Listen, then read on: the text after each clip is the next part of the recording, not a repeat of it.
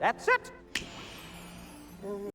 Strange New Worlds did its own take on a Q episode. It's good fun, but it could have been so much more.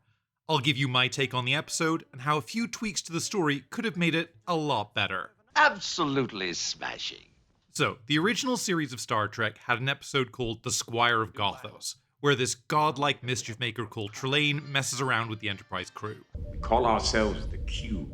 When Q came along in Next Generation doing a very similar shtick, everyone was quick to draw parallels.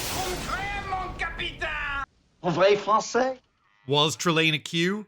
This fan theory bounced around for decades. Strange New Worlds seemed to finally answer that question.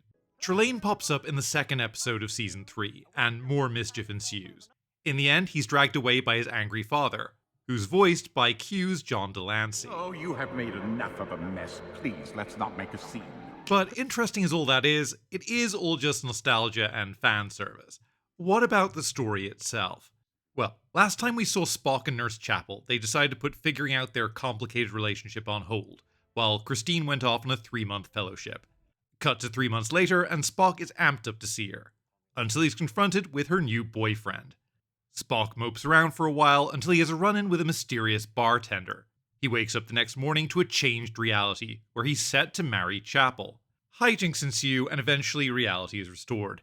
There's some fun moments. It's the typical goofy, Strange New Worlds comedy episode, but I'll tell you why it didn't work for me. For starters, the plot takes a long time to get going. We spin our wheels with the Spock-Chapel teen romance angst for quite a while.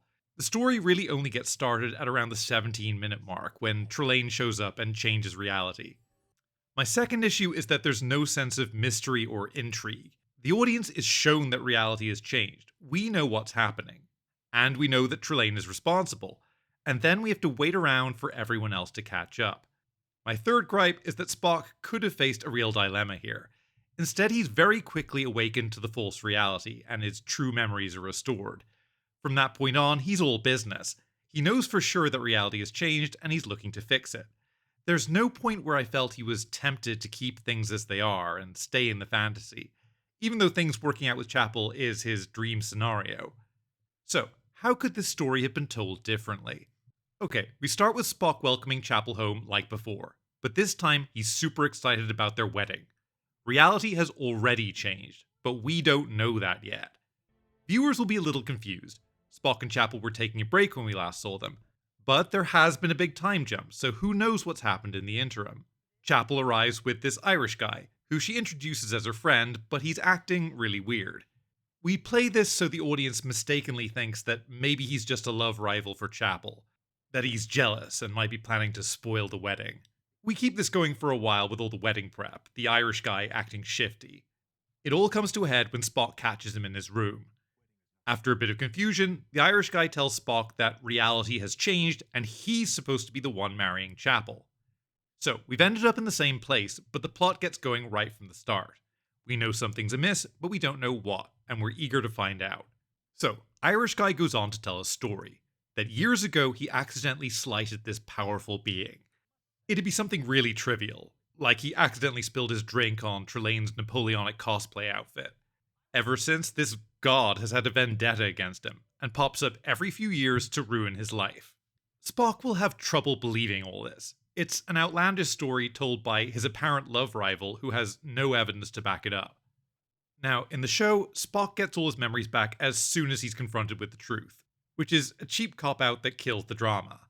We don't do that here. For Spock, the altered reality still seems real, and he has to decide for himself whether to embrace it or reject it. But after hearing the Irish guy's story, Spock is really looking at the world around him. He's taken the red pill. Things that seemed normal before don't seem quite right to him. Maybe it's the way his friends behave. Maybe his own personal logs don't quite sound like things he'd say. Maybe Chapel is a little too head over heels in love with him. Part of their whole thing is that she's the one who's afraid to commit. Spock could wonder why she's not the one with cold feet about the wedding. Maybe her explanation for this isn't very convincing.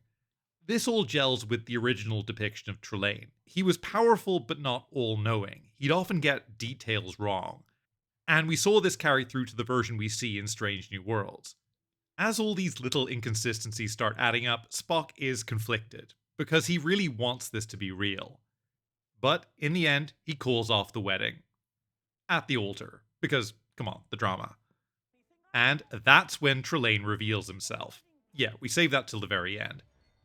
He'd be running around doing stuff throughout the episode, but he'd be in disguise. We wouldn't know for sure it's him until now, when we get the grand finale with Daddy Q taking him away. Shall I show you once more what the consequence is for disobedience? But the main takeaway here is Spock coming to realize that he'd rather face an unpleasant reality than a perfect fantasy. And that leads him to finally accept that maybe things aren't going to work out with Chapel. And maybe that's for the best. But what do you think? Is this a better version of the story, or am I totally crazy? Let me know in the comments. That's all for this one. I'll be seeing you.